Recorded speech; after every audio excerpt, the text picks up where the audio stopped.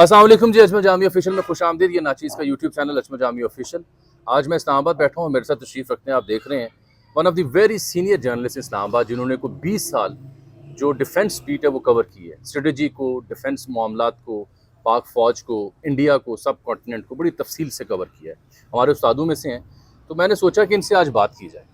साथ में आपको खबर दे दूं कि चीन ने, अब चीनी मैंने वेबसाइट्स देखी और टीवी देखी, उन्होंने फुटेज चलाई है कि उन्होंने अपने जो तैयारे हैं बिलखसूस जो JC-10 जिन्हें हम कहते हैं, J10C J10C, उनके ऊपर उन्होंने 6 निशानियां लगा दी हैं कि ये इन तैयारों के जरिए 6 भारतीय जहाज गिराए गए हैं। वो तस्वीर मैं थंबनेल में चस्पा कर रहा हूँ, आप देख सकते हैं। इमरान साहब, भारत ने हमला किया, हमने दिया जवाब, एयरफोर्स ने कमाल कर दिया, ये चीज़ें तो सबको पता है। आज मैंने आपको जहमत इसलिए दी है कि on that very night till now आपने बड़ा करीब से जो हमारी कमांड सिस्टम है या एयर डिफेंस है या एयरफोर्स है, साइबर कमांड है, उसको देखा और आपने उसके ऊपर वो बातें की हैं जो अभी तक वीलॉग में कोई बंदा नहीं कर सका। मुझे सबसे पहले बताएं, हफ्ते की सुबह फजर से पहले क्या हुआ और फजर के बाद क्या हुआ, फिर मैं ज़रा आहिस्ता आहिस्ता अनफोल्ड करता हूँ स्टोरी। और देखें, फजर से पहले तो ये डिसाइड हो गया कि फजर की नमाज अजान के बफौरन बाद जो है वो पाकिस्तान जो है ऑफेंस लॉन्च करेगा। इसमें ना बहुत इंटरेस्टिंग बात ये है कि माजी में पाकिस्तान एयरफोर्स की जो पॉलिसी थी वो थी डिफेंसिव ऑफेंसिव, कि हम डिफेंस करेंगे फिर ऑफेंस लॉन्च करेंगे। लेकिन जब से मौजूदा एयर चीफ आए हैं तो इस पॉलिसी को तब्दील कर दिया गया है। अब पाकिस्तान की एयरफोर्स की जो वो पॉलिसी है वो है ऑफेंसिव डिफेंसिव, कि हम ऑल आउट अटैक पे जाएंगे। जामी साहब, हफ्ते के दिन पाकिस्तान पूरी इस वक्त की जो रिसेंट वॉर हिस्ट्री अगर हम देखें कि जितने भी रिसेंट वॉर थिएटर्स दुनिया के अंदर ओपन हुए हैं, ये पाकिस्तान और भारत के दरमियान जो वॉर थिएटर ओपन हुआ, इसमें पहली मरतबा BVR टू BVR की फाइट हुई है। यानी बियॉन्ड विजुअल जो range. Beyond visual range missile, जिसको हम उर्दू में हद निगाह से आगे तक मार करने वाले मिसाइल कहते हैं, और ये एयर टू एयर मिसाइल है, और जिसमें PL-15 जो पाकिस्तान एयर फोर्स ने इस्तेमाल किया, और उसके रिजल्ट्स जो है वो इंतहाई शानदार है। एक तो इसका ये बड़ा सिग्निफिकेंट एस्पेक्ट है जो कि सामने आना चाहिए। दूसरा ये कि एक इंतहाई ट्राई सर्विसेज के दरमियान जो है ना, वो बहुत ज़्यादा कोऑर्डिनेशन मौजूद था, और ये पाकिस्तान की मुसल्लह अफवाज गुज़श्ता कई सालों से तीनों फोर्सेस एक जॉइंट उसके अंदर कमांड में रहते हुए एक एक दूसरे के ऊपर कोऑर्डिनेटेड ऑपरेशन जिसको आप कह सकते हैं, ये उसको वैलिडेट किया गया एक दफ़ा फिर 2019 के बाद। अच्छा, इसमें जो ग्राउंड फोर्सेस हैं उन्होंने लाइन ऑफ कंट्रोल और वर्किंग बाउंड्री इसको संभाला। इसको इतने ज़बरदस्त अंदाज से संभाला कि इंडियन जो ग्राउंड फोर्सेस थी उनको समझ ही नहीं आई कि उनके साथ हुआ क्या? हुआ क्या है। तीसरा इसका मेन एस्पेक्ट ये है कि पाकिस्तान की मुसल्लह अफवाज ने ये साबित किया है कि कम वसाइल होने के बावजूद, इन्वेंट्री में वेपन कम होने के बावजूद, पाकिस्तान की मुसल्लह अफवाज साइबर और स्पेस कमांड में इंडिया से बहुत आगे हैं। ये आपने पहले भी वीलॉग से पहले भी बात कर रहे थे आपके साइबर कमांड जो है इलेक्ट्रॉनिक वॉरफेयर, इसमें हमने बेसिकली ये दो डोमेन्स हैं अपार्ट फ्रॉम जो एयर फाइट हुई, ये साइबर कमांड और इलेक्ट्रॉनिक वॉरफेयर, इसमें पाकिस्तान ने बर्तरी कैसे साबित की, ज़रा नाज़रीन को आसान लफ्ज़ों में अगर समझाएं। देखिए, इसमें जो सबसे अहम, आप अगर हम आम लफ्ज़ों में ये समझाएं तो कि पाकिस्तान ने अपने जो साइबर कमांड जो स्पेशली वो साइबर सिक्योरिटी के डोमेन में इंडिया की नार्दर्न कमांड का जो कम्युनिकेशन सिस्टम था उसको जैम किया। नार्दर्न कमांड हुआ जो जम्मू कश्मीर जम्मू और मकबूजा में कश्मीर में, जी तैनात है, बिल्कुल, उसमें अच्छा जिसका उसके कोर कमांडर उन्होंने चेंज किया है, प्रातिक शर्मा को वहाँ लगाया जी, है। इसके अलावा जो आपके नाजरीन के लिए जो एक्सक्लूसिव खबर है कि पाकिस्तान ने नार्दर्न कमांड की जो उसके ऊपर जोम के ऊपर या उस किसी प्लेटफॉर्म के ऊपर उनकी जो इंटरनल मीटिंग हो रही थी, कॉन्फ्रेंस हो रही थी, जिसके अंदर वो डिटेल्स तय कर रहे थे, हमने उसको भी हैक किया है, जो कि ऑन गोइंग थी, और उसको भी हैक किया है। उस हवाले से भी ये भी एक बहुत बड़ी सिग्निफिकेंट बात थी। हमने इंडियन एयरफोर्स के जो सैटेलाइट है उसको हमने जैम किया। That is the most significant thing. अब ये भी आपके नाजरीन के लिए ये इतला है कि पाकिस्तान एयरफोर्स ऑलरेडी अपने सैटेलाइट्स जो है वो चाइना की मदद से स्पेस में भेज चुकी है, जिससे उसको वो मुकम्मल मदद आती है। और वो उसके साथ और पाकिस्तान एयर फोर्स का जो साइबर सिक्योरिटी की डोमेन में और जो इलेक्ट्रॉनिक वॉरफेयर में है, अब वो एक बहुत ज़बरदस्त और शानदार ये उसी किरदार। का कारनामा है कि औरंगजेब साहब ने कहा कि ये सुनिए, राफेल का एक पायलट क्या एग्जैक्टली। क्या कोड कहता, गॉडजिला। जी जी, गॉडजिला, हाँ, where are you. Where are you, yeah, हाँ, वो ही ये लॉस्ट हिज कम्युनिकेशन। कम्युनिकेशन। उसमें ये देखे, माजी में भी 2019 में भी पाकिस्तान ने ये किया था, जब उनके रडार जैम कर दिए थे, सारा कुछ कर दिया था, और उन्होंने अपने हेलीकॉप्टर को उसमें निशाना बनाया। इस दफ़ा भी पाकिस्तान ने, अगर हम देखें कि जब पाकिस्तान ने अटैक लॉन्च किया है तो इंडियन एयर फोर्स फ्लाई ही नहीं कर सके, बावजूद इसके कि उनके पास बहुत सी ऐसी एयर स्ट्रिप्स या उनकी वो मौजूद थी जहाँ से वो फ्लाई कर सकते थे। लेकिन उस दिन बाकायदा ऐसा लगा कि इंडियन एयर फोर्स डाउन हो मुकम्मल गई। तौर पे ग्राउंड हो चुकी है। ये बात तो ये नहीं, दुरुस्त है, ये बात दुरुस्त है कि ये बहावलपुर और मुरीद के वाले वाकयात के बाद जब पाकिस्तान का हमला हो रहा था, उससे ऑनवर्ड राफेल नहीं दोबारा उड़ा। नहीं, बिल्कुल राफेल भी नहीं उड़ा, बाकी भी त्यारे नहीं उनके उड़े, कहीं पे कहीं किसी भी जगह के ऊपर ये रिपोर्ट ही नहीं हुआ कि कहीं उनका कोई त्यारा उड़ा हो जब पाकिस्तान ने उनको रिस्पॉन्ड देना शुरू किया। अब देखें, जो S-400 को टारगेट किया है, वो जो दिफाई निज़ाम है। दिफाई निज़ाम है, वो भी बुनियादी तौर पे साइबर कमांड के तहत ही किया गया है कि पाकिस्तान ने उनकी हर चीज़ को जैम करके रख दिया। महाराष्ट्र का जो इलेक्ट्रिसिटी सप्लाई करने वाली कंपनी है, उनके जो दिल्ली तक चले गए थे दिल्ली ड्रोन। तक चले गए, मिलिट्री नॉन मिलिट्री जितने भी उनके मुख्तलिफ जो अब तक हैक हैं, उनकी बहाली नहीं हो रही। उनकी बहुत सारी वेबसाइट्स की, बीजेपी की ऑफिशियल वेबसाइट को इन्होंने हैक कर लिया। ये वो साइबर डोमेन है। अगर आपके पास वक्त हो तो इसमें मैं आपको थोड़ा सा, आपके नाजरीन की दिलचस्पी के लिए, 2019 में जब पाकिस्तान और इंडिया का जो स्टैंड अप हुआ था और जिसमें पाकिस्तान ने अभिनंदन को गिरफ्तार किया, उसके बाद एक बहुत बड़ी डेवलपमेंट हुई थी। एक चाइनीज़ जनरल थे जिन्होंने पाकिस्तान का तकरीबन एक हफ्ते का दौरा किया, और वो तमाम दौरा फोकस था साइबर कमांड और स्पेस कमांड की इस्टेब्लिशमेंट के लिए। अच्छा। और उसके बाद पहली दफ़ा पाकिस्तान एयर फोर्स का artificial intelligence and computing centre जो है साइबर सिक्योरिटी की डोमेन में इस्टेब्लिश किया गया। तो इस लिहाज से पाकिस्तान एयर फोर्स की, फिर इसका स्पेस कमांड इस्टेब्लिश की गई पाकिस्तान एयर फोर्स की। तो लिहाजा पाकिस्तान एयर फोर्स का जो नारा है, second to none and a potent air force, वो उन्होंने बार बार इस बात को साबित किया है। ये इस मामले में। जी, इस मामले में। अच्छा, ये जो इंडियन ड्रोन्स आए, 84 का फिगर हमारे पास है और 6 तैयारे, इसमें 3 राफेल कहा जा रहा है, एक SU-30, एक MiG-29, एक मिराज 2000, एक कहा जा रहा है जी हिरॉन UAV। ये क्या शय है? इरोन यूएवी तो ड्रोन है। अच्छा, हाँ, अनआर्म्ड। अनमैन्ड एरियल व्हीकल है वो। ये सर्विलेंस के लिए जी, यूज है। सर्विलेंस के लिए भी है, उसके लिए भी है।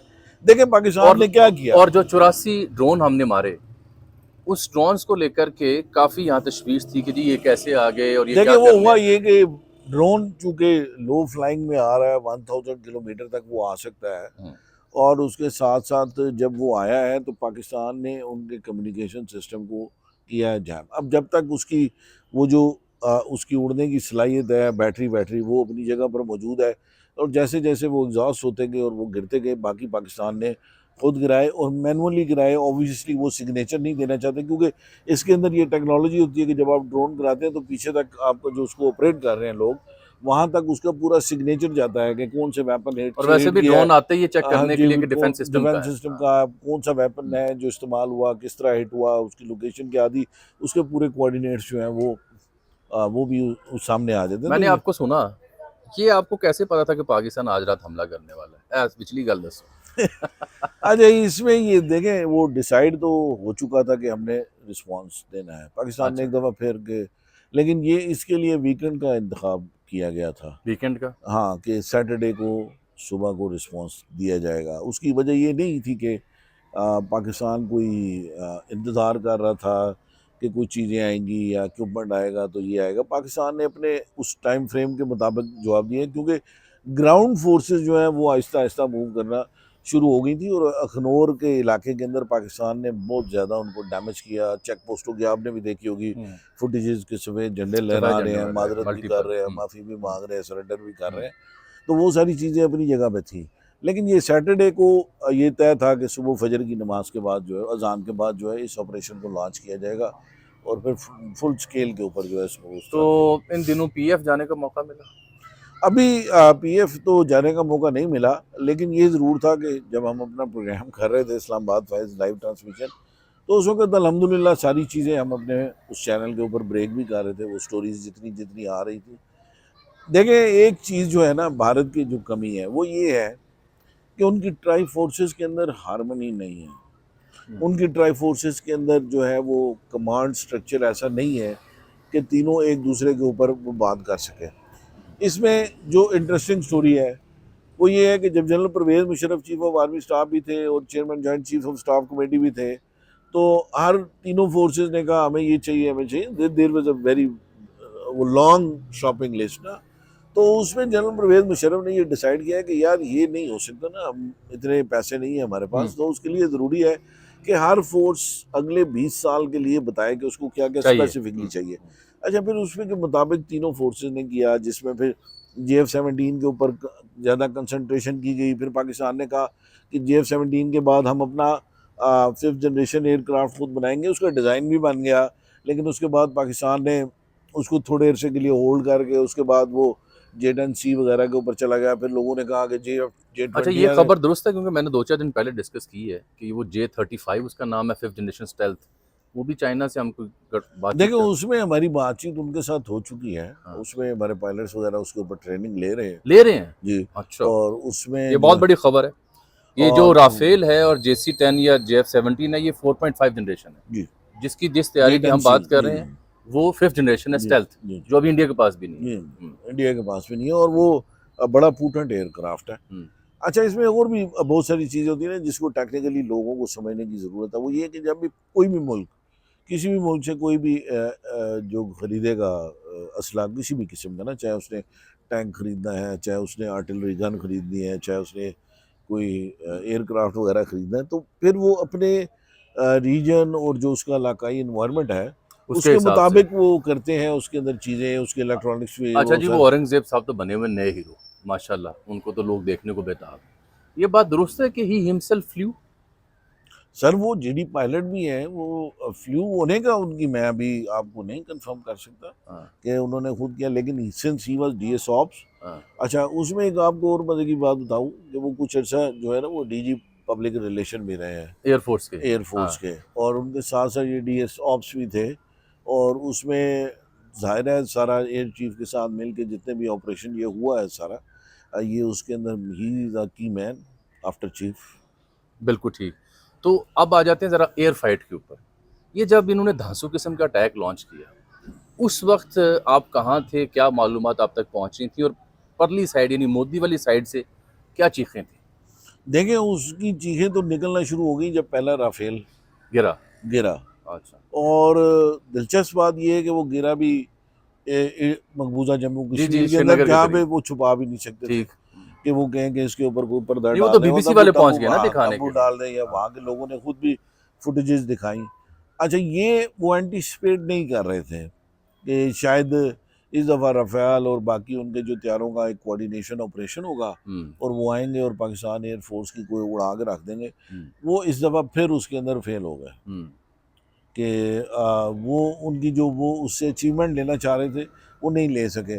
सिवाय इसके कि पाकिस्तान की पब्लिक प्लेसेस के ऊपर सिविलियंस को मारने के अलावा जो कि ज़ाहिर है कोई आपका वज़ादार दुश्मन हो तो वो तो इस तरह की हरकत नहीं करेगा। जिस किस्म का भारत पाकिस्तान का दुश्मन है उससे तो आप कुछ भी तवक्को कर सकते हैं किसी भी डोमेन में, चाहे आप ग्राउंड फोर्सेस की इमरान बात साहब, करें, इंडिया चाहे पाकिस्तान नेवी की बात करें, चाहे पाकिस्तान एयरफोर्स की बात, किसी डोमेन में इंडिया ये को कोई फतह हासिल नहीं। इमरान साहब, इज़ इट ट्रू कि apparently mighty India was not anticipating Pakistan की dominance in cyber or in electronic warfare or in jet fight. They were not anticipating this kind of retort. Is it true? नहीं, it is 100% true. लोगों को, Indians को इस वक्त तक मालूम नहीं है कि जिसके पाकिस्तान ने साइबर इलेक्ट्रॉनिक्स वॉरफेयर और स्पेस टेक्नोलॉजी में किस हद तक एडवांसमेंट की हुई है।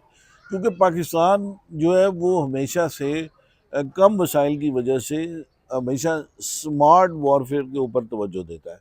और देखें दुनिया के अंदर जो है ना वॉर अब चेंज होती जा रही है जामी साहब। पहले इंडियंस ये समझ रहे थे कि ये it will be a two front war. ये एक बड़ी इंपॉर्टेंट, अगर आप डिफेंस के लिहाज से कहेंगे कि टू फ्रंट वॉर होगी, इधर हम अगर इंडियंस अटैक करेंगे तो उधर से चाइनीज आ जाएंगे। लेकिन इंडिया का ये कॉन्सेप्ट भी गलत हो गया, इसको पाकिस्तान ने ये भी गलत कर दिया।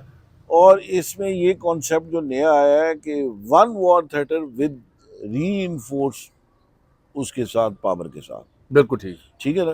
तो ये एक बहुत बड़ी सिग्निफिकेंट बात है। ठीक, ये जो एक दफ़ा जवाब दिया है, कुछ महीने तो असर रहेगा ना, ठंड रहेगी, पंगा तो करेगा लेकिन कुछ असर तो रहेगा। देखिए मैं अगर मुझसे अगर आप मेरी जाती राय पूछते हैं तो मैं ये समझता हूँ कि ये एक अब जो ये न्यू नॉर्मल हो चुका है, इंडियंस ने 2019 में किया, अभी किया, लेकिन अब जो फुल फ्लैज वार और इस तरह का जो ये एक सिलेक्टेड और लिमिटेड जो आपका वॉर हुई है, इसके दरमियान सिर्फ एक लैडर बाकी है। अगर वो लैडर भी हो गया अबूर तो फिर उसके बाद ज़ाहिर है फिर वो बड़े स्केल के ऊपर वॉर के। ठीक, बहुत शुक्रिया। कल मैंने आपसे जिक्र किया था कि वो इंडिया वाले तुर्की और आज़रबाईजान की सैर व सियाहत का बाइकआउट कर रहे हैं, ट्रेंड चला रहे हैं, 69 अरब का नुकसान पहुंचेगा दोनों ममालिक को। कल मैंने आपसे जिक्र किया। तो कल के वीलॉग के बाद मुझे इस्लामाबाद, लाहौर, कराची से कई दोस्तों ने मैसेज किए, बिलखुसूस शाहराम ने इस्लामाबाद से मैसेज किया। उन्होंने कहा जी कि मैं आपका वीलॉग देखने के बाद अब अगली सैर व तफरीह के लिए मैं आज़रबाईजान ही जाऊँगा, ताकि उस दोस्त मुल्क को नुकसान ना पहुँचे और पाकिस्तानी ज़्यादा से ज़्यादा जो सैर व सियाहत करते हैं इन ममालिक के यहाँ जाएँ इंडियन की कंपनसेशन करने के लिए। वो जो चाइना ने अरुणाचल प्रदेश के साथ कहानी की हुई है, वो मेरा वीलॉग अभी तफसीली बाकी है। आज इमरान साहब मिल गए तो ज़रा तफसील मैंने उस रात की आप तक पहुँचाना ज़्यादा ज़रूरी समझी। आज के लिए मुझे इजाज़त दीजिए, कमेंट्स ज़रूर दीजिएगा, कोई सवाल हो ज़रूर पूछेगा। अल्लाह हाफ़िज़।